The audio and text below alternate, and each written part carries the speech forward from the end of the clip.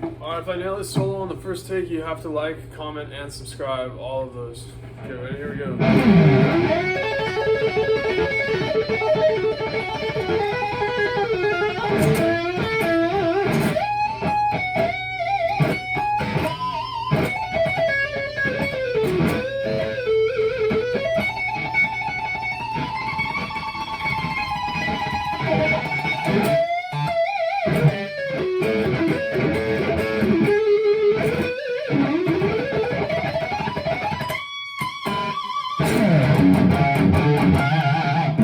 I guess you don't have to like, comment, or subscribe, but today, obviously, we're going to go through some fucking crazy train stuff. I'm feeling a little bit nihilistic today, I'm going to be honest, so, fuck you. And, yeah, let's just get through this solo. So, obviously, there's a bunch of different ways that people play it. All of them are wrong. This is the only right one, okay? So, here's how we're going to go. And, I'm not going to put any fucking tabs up, okay? So I know I can already hear you saying like, but what about the tabs? Yeah, I'm not gonna put any tabs up, okay? And usually I've even looked and seen the analytics. People they rewatch more often when I have tabs up. You guys are gonna learn to use your ears today and eyes, okay? Excellent. Starting at the 19th fret, it's the 14th fret. We're tapping twice, like this. You're tapping and pulling off to only the 10th fret, and then you lift it up. Go to the 7th fret and then back on like this. It's a sextuplet. Hear all the notes. So many times people try to just play a couple of the notes. They think it's okay. It's not okay. All right. 1, 2, 3, 4, 5, 6. 1, 2, 3, 4, 5, 6. Now keep this the same, dumb shit, and then just move this up. 1 fret.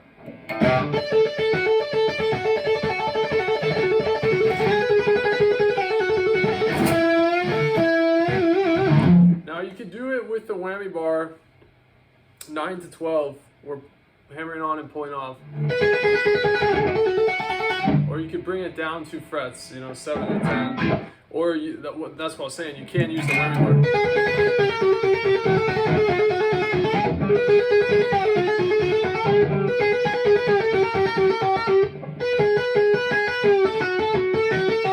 Yeah, you gotta find that sweet spot that's a whole step, so. And then keep it consistent. It's really hard. I'm not being able to nail this.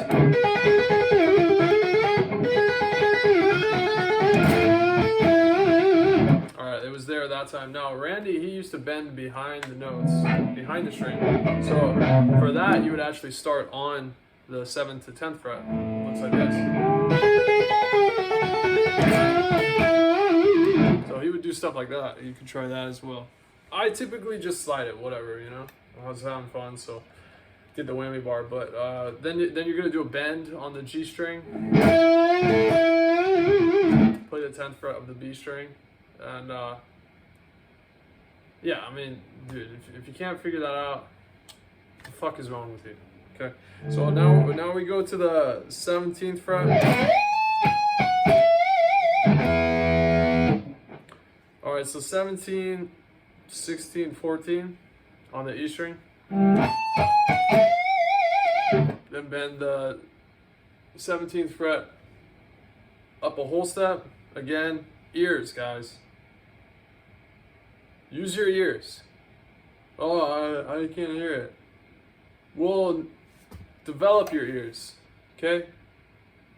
So quick to go to a tap,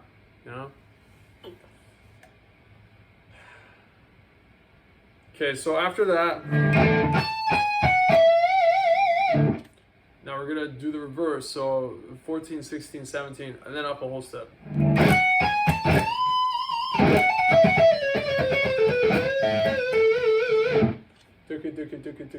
So it's 16th notes, and there's like 1,000 different pentatonic licks. I believe the one Randy plays is.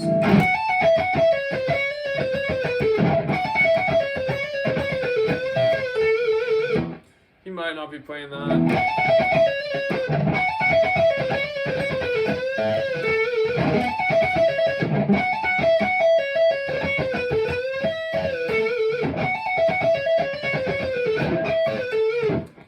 show you the coolest of these different combinations, and then you can listen for the actual one.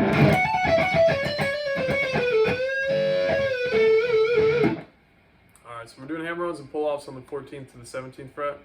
This is F sharp minor pentatonic, as a side note, not that that's means anything to you, or that you would care to find out more about minor pentatonics.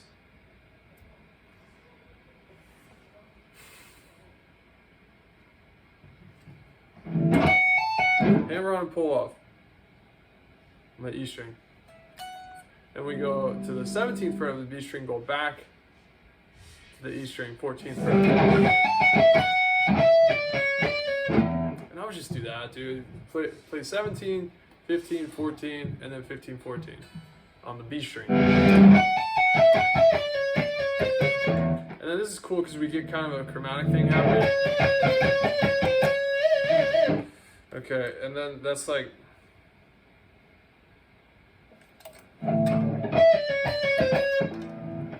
after we do our pull off, we go to the 17th fret of the G string, this blue note, go back to the 14th fret of the B string. Now just walk down 17, 16, 14 on the G string. Now we're going to do the same style bend we did back here.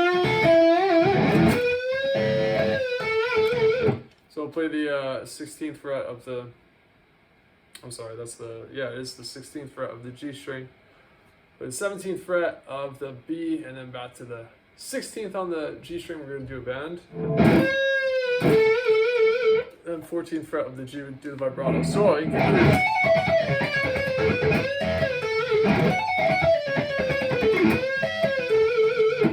actually, okay, if you're going to do the one I just said, where we trip down the 17th, 16th, 14th fret, then you have to play the D string 16th fret for this to come out on time.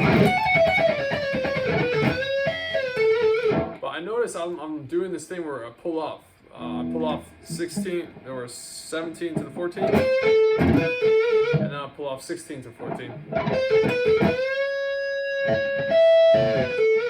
And when you have the Floyd Rose, what I'm doing not so successfully today is bending both strings.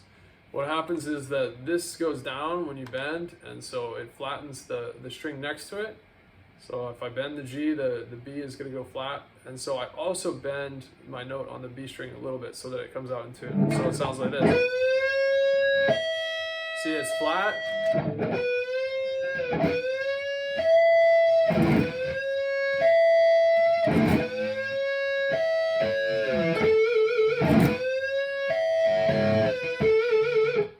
When your muscle memory is solid, like, just happens. These are things that, like, over time as a guitar player, you're just gonna, like, naturally clear up.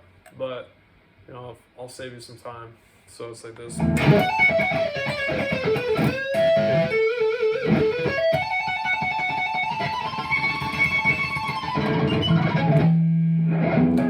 taking the jacket off for this one. So if you can catch it, this is the important way to play it. You know, like when I was young, listening to Randy play in my room, I was like, wow, it just sounds like something else. It doesn't sound like a guitar. Finally, I figured it out. He's using his pick there, and it's this very kind of shaky, tense motion. And there's chords. You don't care about anything.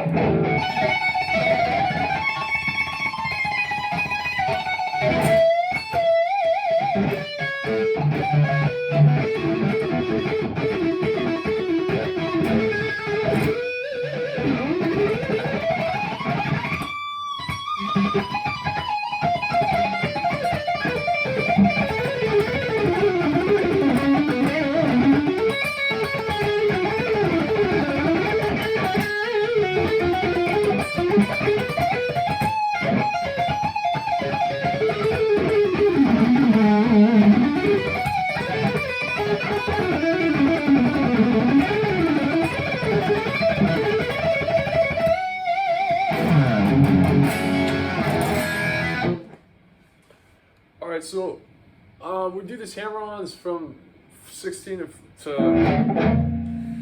14 to 16 on the G, 14 to 17 on the B. And then I noticed I was doing it out of time, so I switched from going straight to the pick to doing my fingers to get started.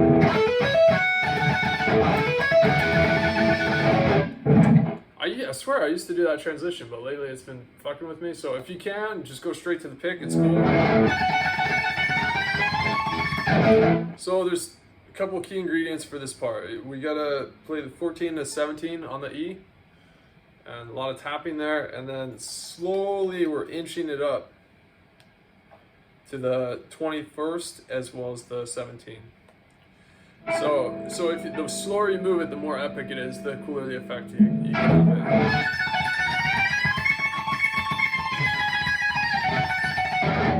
And the next chord we go to is the 16th to the 19th fret, and then it's 14th to the 17th fret.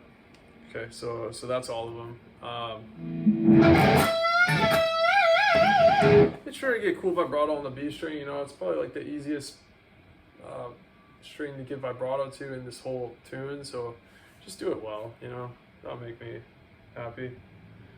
All right, I'm putting my jacket back on. It's too cold for this nonsense, but at least we got, you know, the solid pick tapping happening. That's great. I'm so proud of you. You're probably amazing.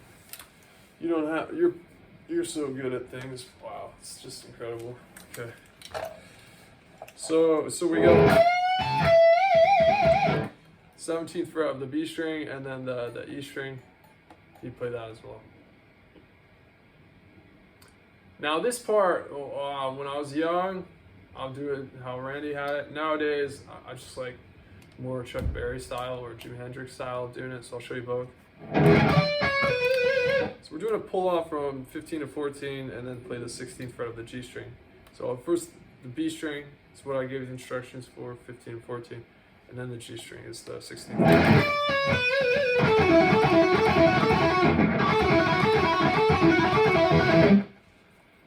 And it's really as simple as like just playing the 16th fret, and then you pull off to the 14th on the D, and then back to the 16 on the D you're hammering on. And we have another trill. Randy was really big on left-hand stuff, trills.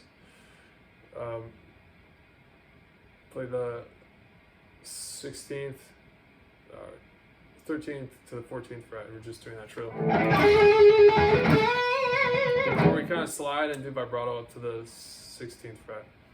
All right, now is the one that nobody has ever showed you correctly except for just now.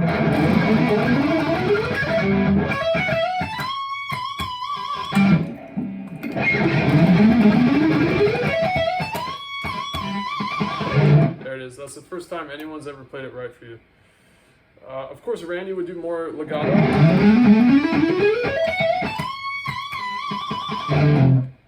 So keep that in mind. So I'll just go through the frets now.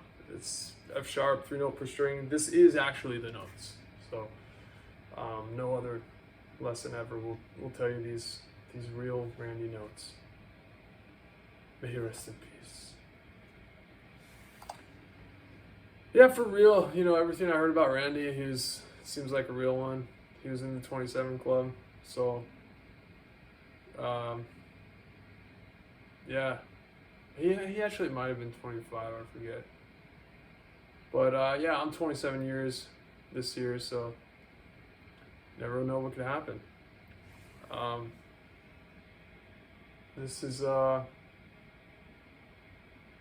part. So it goes 10, 12, 14, and then 11, 12, 14. So the A string you're gonna double up on, so 11, 12, 14 twice. Okay. You're gonna play the same frets on the D string as you did on the A string. Now we go 12, 14, 16 on the D string. Alright, so far we have this. I don't know actually if I explained this part. 12, 14, 16 on the D string. Okay, and then we go 13, 14, 16 on the G string. Now we switch everything up. Totally throw a wrench in this box, in my opinion. So I'll show you two ways of playing it if you want to keep everything the same, or if you want to do what Randy probably did. So, which was to do a hammer on from the 14th to the 17th fret on the B string, then play the E string 14th fret. Now go to the 17th fret, slide it up to the 19th fret on the B string. Play the 17th fret of the E, play the 19th fret of the E. 1, 2, 3. So you bend it twice, and then you do vibrato the third time at a neutral position, not like at a bent position. It's not like that. You bring it down. Okay, so that is, again, that's how Randy's playing it.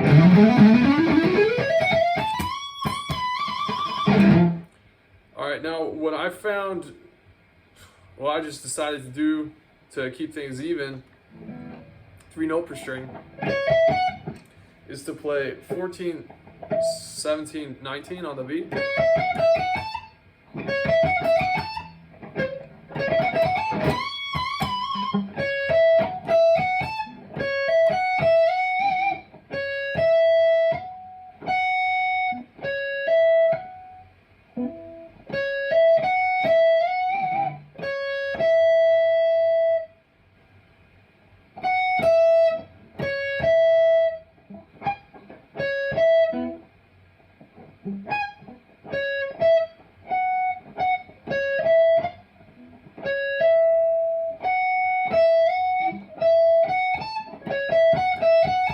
Yeah, okay, so as I was saying, 14, 17, 19 on the B, 12, 14, 17 on the E. So,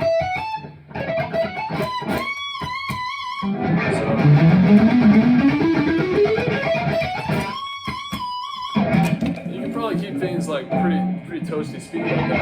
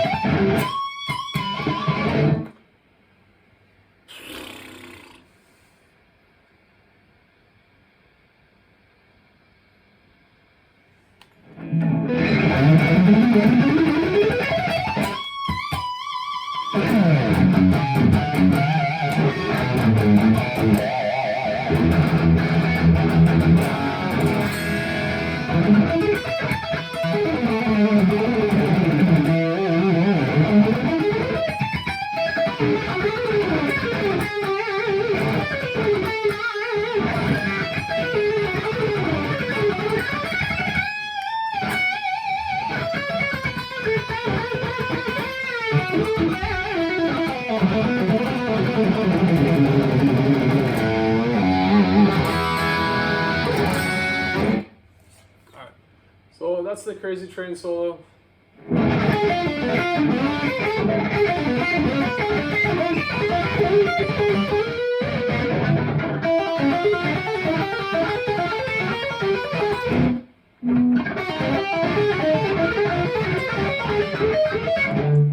There's some fill like that, you know, somewhere in there. I don't know where it starts or ends, but it's going up chromatically, playing this diminished shape. I